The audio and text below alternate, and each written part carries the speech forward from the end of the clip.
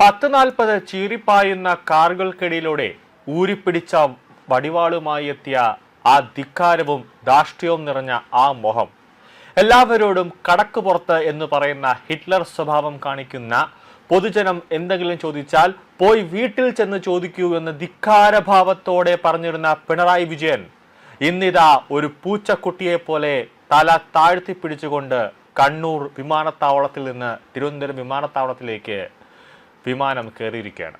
ഒരു സുരക്ഷാ അകമ്പടിയും ഇല്ലാതെ കണ്ണൂർ വിമാനത്താവളത്തിൽ നിന്ന് തിരുവനന്തപുരത്തേക്ക് രാവിലെയോടുകൂടി തിരിച്ച് എത്തിയിരിക്കുകയാണ്. മണിക്കൂർക്കുള്ളിൽ തിരുവനന്തപുരത്ത് എത്തിയപ്പോഴും ഒരു പോലീസ് അകമ്പടിയോ ഒരു പൈലറ്റ് വാഹനമോ ഒരു കോൺവോയ് വാഹനമോ ഒന്നും തന്നെ ഇല്ലായിരുന്നു. CM എന്ന് അല്ലെങ്കിൽ കേരള സ്റ്റേറ്റ് 1 എന്ന് പതിച്ച ആ ബോർഡും ഇന്നോവ ക്രിസ്റ്റ എന്ന കറുത്ത വാഹനവും ഇല്ലായിരുന്നു. AKG സെന്ററിലെ ഇന്നോവ വാഹനത്തിലാണ് തിരുവനന്തപുരം വിമാനത്താവളത്തിൽ നിന്ന് AKG സെന്ററിലേക്ക് പിണറായി വിജയൻ യാത്ര ആവുന്നത്. അതും പിന്നിലോ ബാക്കിലോ ഒരു എസ്കോട്ട് പോലും ഇല്ല.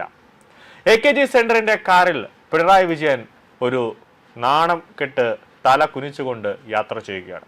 തിരഞ്ഞെടുപ്പ് തോൽവിയുടെ ധാർമ്മിക ഉത്തരവാദിത്തം ഏറ്റെടുത്തുകൊണ്ട് പ്രതിപക്ഷ നേതാവാകാൻ ഞാനില്ല എന്ന് പിണറായി വിജയൻ ഉറപ്പിച്ചു പറയുകയാണ്. ഇന്നലെ ഉച്ചയോടെ തന്നെ ഒരു മരണവീടായി മാറുന്ന കാഴ്ചയാണ് AKG സെന്ററിൽ നമ്മൾ കണ്ടത്. കണ്ണൂർ വിമാനത്താവളത്തിൽ മാധ്യമപ്രവർത്തകർ ഏറെ നേരം കാത്തുനിന്നെങ്കിലും അദ്ദേഹം ഒന്നും മിണ്ടാൻ തയ്യാറായില്ല. CMA എന്തെങ്കിലും പറയാനുണ്ടോ എന്ന് മാധ്യമപ്രവർത്തകർ ചോദിച്ചപ്പോഴും വിനീതഭാവനായി തല കുനിച്ച് ഒരു മിണ്ടാട്ടമില്ലാത്ത ഒരു നല്ല അനുസരണയുള്ള കുട്ടിയെ പോലെ ആ ഇരട്ടച്ചങ്കൻ, അതായത് ഇരട്ട ഇല്ലാത്ത ആ ഒറ്റച്ചങ്കൻ കാറിൽ കയറി പോവുകയാണ്. കാറിൽ വിമാനത്താവളത്തിലെത്തിയ അദ്ദേഹം നേരെ ടെർമിനലിലേക്ക് പോവുകയായിരുന്നു. കഴിഞ്ഞ കുറച്ച് ദിവസങ്ങളായി കണ്ണൂർ ജില്ലയിലായിരുന്ന അദ്ദേഹം സംസ്ഥാനത്തെ സമകാലിക രാഷ്ട്രീയ സാഹചര്യങ്ങളെക്കുറിച്ച് ആശയവിനിമയം നടത്താൻ പോലും തയ്യാറായില്ല. വോട്ടെണ്ണൽ ദിവസം പിണറായിയിലെ വീട്ടിൽ തുറന്ന അദ്ദേഹം ഇതുവരെ മുന്നണിയുടെ തോൽവിയിൽ പ്രതികരണം നടത്തിയിട്ടില്ല. ധർമ്മടത്ത് ഭൂരിപക്ഷം കുത്തനെ ഇടിഞ്ഞതിന് പിന്നാലെ വാർത്താ സമ്മേളനം അദ്ദേഹം ഒഴിവാക്കിയിരുന്നു.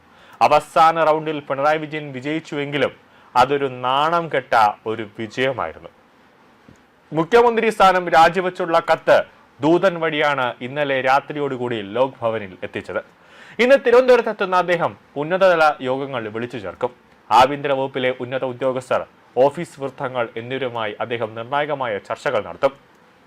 പാർട്ടി സംസ്ഥാന സെക്രട്ടേറിയറ്റ് യോഗം നാളെയാണ് നടക്കുക. ഇതിനുശേഷമായിരിക്കും അദ്ദേഹം മാധ്യമങ്ങളോട് പ്രതികരിക്കാൻ പോകുന്നത്. കൂടാതെ പുതിയ നിയമസഭയിൽ പ്രതിപക്ഷ നേതൃസ്ഥാനത്തേക്ക് പിണറായി വിജയൻ എത്തിയേക്കില്ല എന്ന വാർത്തയും പുറത്തു വരുന്നുണ്ട്. തെരഞ്ഞെടുപ്പിലെ പരാജയത്തിന്റെ ഉത്തരവാദിത്തം ഏറ്റെടുത്തും ഗൗരവമേറിയ ആരോഗ്യ പ്രശ്നങ്ങൾ ചൂണ്ടിക്കാട്ടിയും അദ്ദേഹം സ്ഥാനത്ത് നിന്ന് മാറി നിൽക്കുകയാണ്. പാർട്ടി കേന്ദ്ര കമ്മിറ്റി അംഗം കൂടിയായ KN ബാലഗോപാൽ പ്രതിപക്ഷ നേതാവാകാനാണ് സാധ്യത കൂടുതൽ. നാളെ ചേരുന്ന സംസ്ഥാന സെക്രട്ടേറിയറ്റിൽ ഇക്കാര്യത്തിൽ അന്തിമമായ ഒരു ധാരണയുണ്ടാകും. KN ബാലഗോപാൽ തയ്യാറായില്ലെങ്കിൽ PA മുഹമ്മദ് റിയാസ്, സജി ചെറിയാൻ എന്നിവരാണ് പ്രധാനമായും പരിഗണിക്കുന്ന മറ്റ് 2 പേർ. സംസ്ഥാന സെക്രട്ടേറിയറ്റിൽ നിന്ന് വിജയിച്ച ഇവർ 2 പേരുമാണ് സാധ്യതാ പട്ടികയിലുള്ളത്.